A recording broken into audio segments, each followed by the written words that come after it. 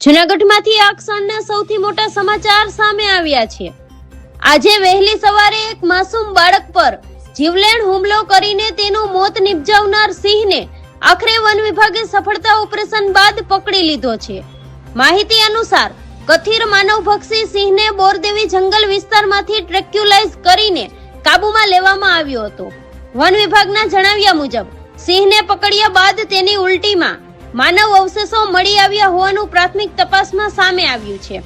હાલ સિંહને વધુ તપાસ, આરોગ્ય પરીક્ષણ અને સતત દેખરેખ માટે સક્કરબાગ પ્રાણી સંગ્રહાલય ખાતે ખસેડવામાં આવ્યો છે। સમગ્ર ઘટનાને લઈ વન વિભાગ દ્વારા સઘન તપાસ હાથ ધરવામાં આવી રહી છે। બીજી તરફ આ ઘટનાથી સમગ્ર પંથકમાં ભયનો માહોલ જોવા મળી રહ્યો છે। ત્યારે વન વિભાગે લોકોને જંગલ વિસ્તારની આસપાસ સાવચેતી રાખવા અને અફવાઓથી દૂર રહેવાની અપીલ કરી છે। આ સમગ્ર મામલે જે પણ નવા અપડેટ્સ આવશે એ માટે ધ જેતપુર કાઠી ન્યૂઝ સાથે જોડાયેલા રહો।